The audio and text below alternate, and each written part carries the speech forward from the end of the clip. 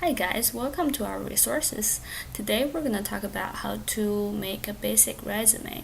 So right here is kind of like my college resume I made. I want to start talking about it, starting by talking about the format. So you can see the color, you should have a white background and you always should only have black words, no other colors. And the font size we have right here, it's either 11 or 12. It depends on how many things you have there. If you don't have a lot, you can use 12 or 13. If you have a lot, then you can make 11. So start with your name. It's big. You want to make your name big so they can see your name directly and they can remember your name really easily.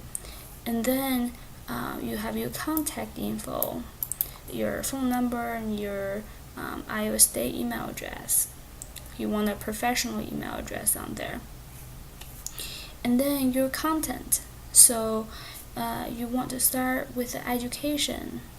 Since we're all in college, that's the first thing they kind of look at. You have all your info here, your expected graduation date, and your GPA, and your major. And then I had work experience and leadership activities.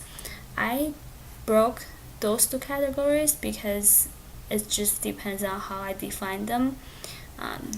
All this here, it's kind of like paid positions for me, and all of this here is like kind of like a volunteer positions for me. So that's like how I define those. But if you have different ways of defining your own positions, go ahead and it will be good too. At the end, I had skills and honors, and you can have other things too, like volunteer opportunities or volunteer experience.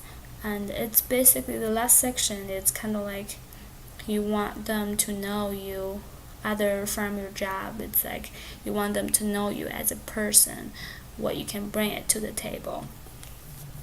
So after talking about the basic format of our resume, let's start by talking about the content. So under each category, you have your address of your employer and then your job title, and you would have your date of that job and the duration of it. If you're still doing it, it's till present. If you ended sometime, it's to whatever time that was. And after that, you would have bullet points of that listed all of your responsibilities and what you did there. And you want to have one sentence on each line without a period. So we're not really writing a complete sentence here.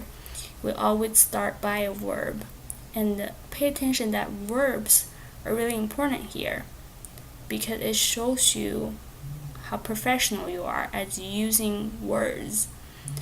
You can't just say I made or I did. You had to choose appropriate word, which I will upload another resources for you guys, so you have a list of all the verbs that you can choose from later. And you want to have at least 2 or 3 bullet points. One is just really boring and it just looks really bad, so 2 is kind of like okay. So the other thing I want to talk about is the recruiters really like to see the numbers, what you did, how many people you helped, how much money you helped to reduce for a company. Those kind of big numbers really help them to kind of visualize what you did there. Alright, last thing I want to talk about is after you finish your resume, save as a PDF, so you have a PDF copy of it. Because I know for me, when I try to print it out, it always happens like the bullet points are messed up. But if you save it as a PDF, then it won't happen. So you would have a PDF in Word and make sure that you always send your recruiter a PDF. So I hope that you learned something from this video, and I wish you good luck in writing it. Let me know if you have any questions, and I'll be happy to help.